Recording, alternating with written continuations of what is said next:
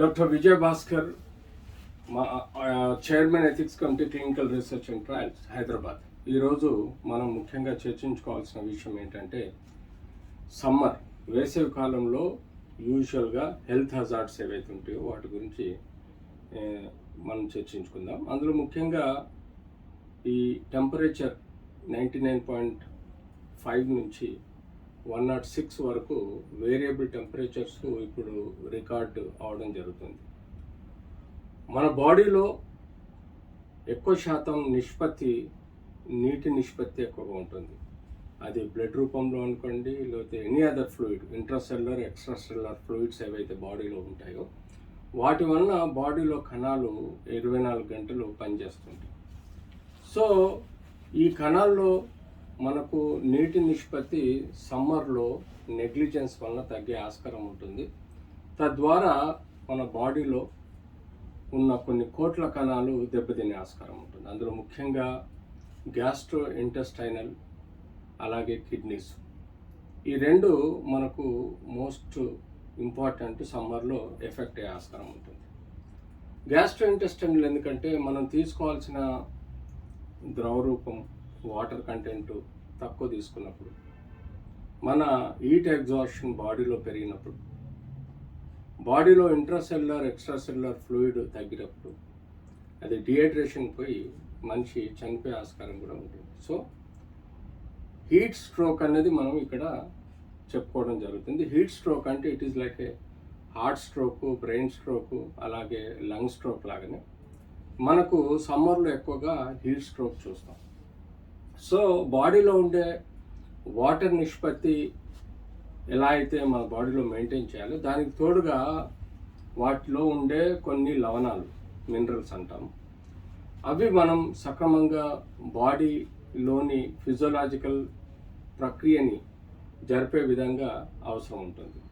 ఎప్పుడైతే మన బాడీలో లవణాలు తగ్గిపోతాయో మన కణాల ప్రక్రియని దెబ్బతీసే ఆస్కారం ఉంటుంది. తద్వారా నార్మల్ ఫంక్షన్ దెబ్బతినే ఆస్కారం ఉంటుంది బాడీలో.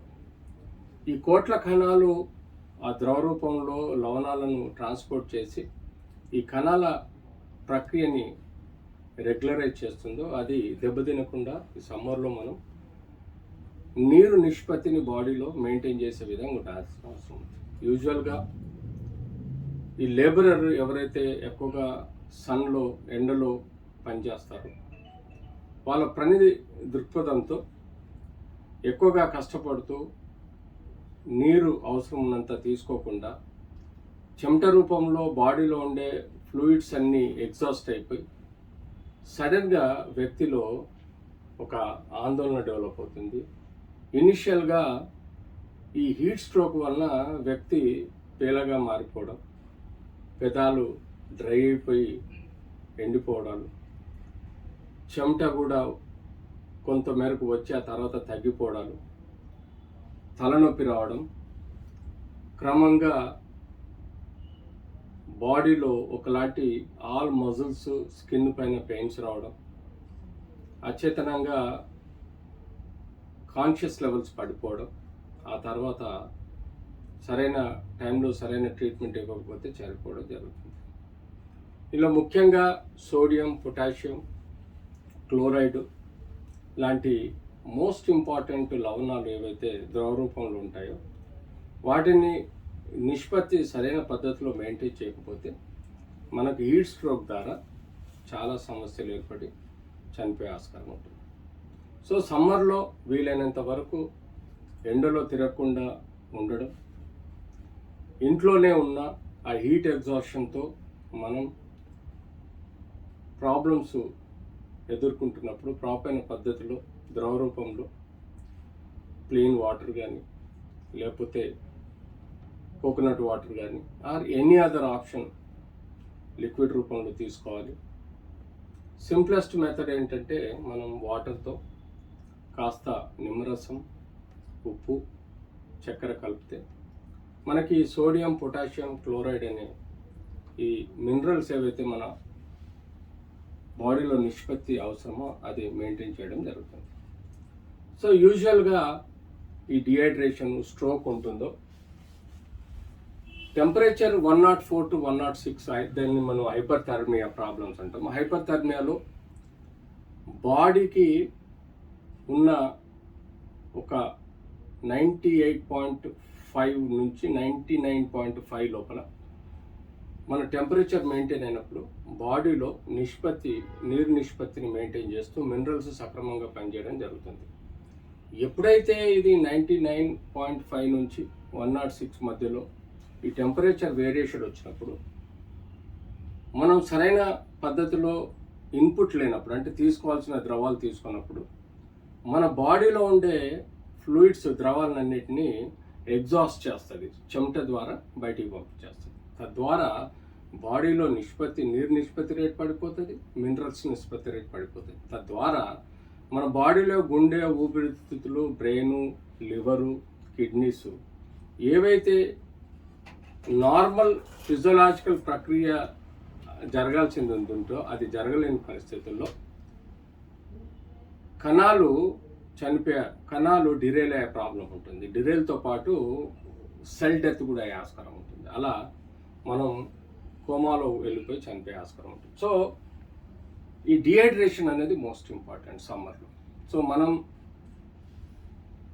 సెరమ్ ఎలక్ట్రోలైట్స్, సపోజ్ పర్సన్ తలనొప్పితో స్టార్ట్ అయ్యి చెమటలు వచ్చి డ్రై అయిపోయి వ్యక్తి పేలగా మారిపోవడం, కడుపులో నొప్పి రావడం, వామిటింగ్స్ అవడం, ఇలాంటి ప్రక్రియతో స్టార్ట్ అయినది. ఇది గ్రాడ్యువల్గా స్కిన్ మనం పట్టుకొని పిండితే అది చేతిలోకి పల్చగా రావడం, దాని అర్థం డిహైడ్రేషన్లో పోతున్నట్టుగా భావించి serum electrolytes, potassium, sodium chloride levels normal ఉన్నాయా, తగ్గిపోయినాయని మనం చూసుకోవాలి. అంతేకాకుండా బాడీ టెంపరేచర్ చెక్ చేసుకోవాలి. ప్రిఫరబ్లీ కొన్ని రక్త పరీక్షలు, సిబిపి కానీ ఇతరత్ర రక్త పరీక్షలు చేసి ఆ లెవెల్స్ ఎలా ఉన్నాయి, వాటికి తగ్గట్టుగా మనం తీసుకోవాల్సిన ట్రీట్మెంట్ తీసుకోవాలి. సో ముఖ్యంగా మనం హాస్పిటల్కి దూరంగా ఉంటే ఇమ్మీడియట్లీ ఇవ్వాల్సింది ఏంటంటే సఫిషియంట్ వాటర్ ఇన్పుట్, అంటే కావాల్సినంత డ్రింకింగ్ వాటర్ ఇవ్వాలి. దానికి తోడు నిమ్మరసము, సాల్ట్ అండ్ షుగర్, ఉప్పు, చక్కెర కలపడం వల్ల మన బాడీలో కొన్ని లవణాలు మెయింటైన్ చేయడం, సోడియం, పొటాషియం క్లోరైడ్ లాంటివి మనకు బాడీలో మినరల్స్ మెయింటైన్ చేయడం వల్ల మన బాడీలో నీరు నిలవడానికి, నిష్పత్తి లెవెల్స్ మెయింటైన్ చేయడానికి అవకాశం ఉంటుంది. సో ప్రాక్టికల్గా మనం చూస్తే ఈ సమ్మర్లో మనకు ఎన్నో సమస్యలు వస్తుంటాయి. అందులో ముఖ్యంగా డిహైడ్రేషన్ ప్రాబ్లం ఒకటి, హీట్ స్ట్రోక్ ఒకటి. హీట్ స్ట్రోక్ మనం ఇందాక చెప్పుకున్నట్టుగా మనకు ఈ సమ్మర్లో ఫుడ్ ఏదైతే ఉంటుందో అది స్టోర్డ్ ఫుడ్లో చాలా బ్యాక్టీరియా, ఫంగై లాంటివి ఎక్కువగా ఫామ్ అయ్యే ఆస్కారం ఉంటుంది. ఫుడ్ పాయిజనింగ్ అంటే ఎప్పుడైతే మనం ప్రొద్దున వండినది కన్జ్యూమ్ చేయకుండా అది నిల్వ ఉంచి ఈ వేడిలో కొన్ని బ్యాక్టీరియా, ఫంగై డెవలప్ అవడం వలన తెలియక ఆ ఫుడ్ మనం కన్జ్యూమ్ చేసుకుంటే దానివల్ల మనకు ఫుడ్ పాయిజనింగ్ అయ్యే ప్రాబ్లం ఉంటుంది. ఈ బ్యాక్టీరియా కానీ ఫంగల్ ఇన్ఫెక్షన్స్ బాడీలో వచ్చే ఆస్కారం ఉంటుంది. కొన్ని టాక్సిన్స్ కూడా మన బాడీలో ఎంటర్ అయ్యి అది ఒక పాయిజనింగ్ లాగా కూడా మనకు అవకాశం ఉంటుంది. సో అప్పుడు మనకు ఈ సమ్మర్లో ఇలాంటి సమస్యలు పెరిగే ఆస్కారం ఉంటుంది. సో ముఖ్యంగా మనం ఇలాంటి విషయంలో స్కిన్ డ్రై అయిపోవడము, స్కిన్ పెచ్చులు ఊడిపోవడం, స్కిన్ దురద రావడం, అలాగే హెయిర్ డ్రై అవ్వడము, కళ్ళల్లో నీరు తగ్గిపోయి ఐస్ బాగా ఇరిటేబుల్ అవడము, అంతేకాకుండా ముక్కులో కూడా మనకు ఉండే ద్రవం తరిగిపోవడం వలన కొంత స్నీజింగ్ ఎఫెక్ట్ రావడము, డ్రై అయిపోవడము, నొప్పి పుట్టడము, అంతేకాకుండా నోటి పెదవులు కూడా డ్రై అయిపోవడము, టంగ్ కూడా మనకు చూస్తే అది మనకు వాటరీ కోటెడ్ కాకుండా డ్రై అయిపోవడము, అంతేకాకుండా చెవుల దగ్గర మనకు డ్రై స్కిన్ పేలగా మారడము, అంతేకాకుండా లంగ్స్లలో కూడా మనకు సఫిషియంట్ యాక్షన్కు కావాల్సిన లూబ్రికేటింగ్ లేకపోవడం వలన కూడా లంగ్స్ వీక్ అవడము, హార్ట్ వీక్ అవడం, పొటాషియం లెవెల్ తగ్గినప్పుడు హార్ట్ స్ట్రోక్ రావడం, గుండె జబ్బులు రావడం, దాంతోపాటు కిడ్నీ ఫెయిల్ అయిపోయి ఫిల్టరేషన్ కెపాసిటీ తగ్గిపోయి కిడ్నీ ఫెయిల్ అయ్యి సమస్యలు రావడం, లివర్ మెటబాలిజం యాక్టివిటీస్ దెబ్బతిని ప్రాబ్లమ్స్ రావడం, ఇంటెస్టైన్స్లో ఉండే కణాలు దెబ్బతినిపోవడం, నెక్రోసిస్ రావడం, అలాగే మనకు బ్రెయిన్లో కూడా సఫిషియంట్ బ్లడ్ సర్క్యులేషన్, అది కూడా ఒక ఫ్లూయిడ్ కాబట్టి ఈ డిహైడ్రేషన్లో బ్లడ్ సర్క్యులేషన్ తగ్గిపోవడం, ఇలాంటి ఎన్నో సమస్యలు వచ్చినప్పుడు మనకు ఈ హీట్ స్ట్రోక్లో రిస్క్ ఫ్యాక్టర్స్ పెరిగే ఆస్కారం ఉంటుంది. సో బేసిక్గా ఇళ్ళల్లో ఏదైనా ద్రవాలు, కొబ్బరి బోండా కానీ లేకపోతే కూల్ డ్రింక్స్ కానీ, వాటరు, ఏదైతే ఉప్పు, షుగరు, అలాగే లెమన్ కలిపితే మనకు వాటర్ రిస్టోరేషన్కి ఛాన్స్ ఉంటుంది, అది ఇవ్వడం.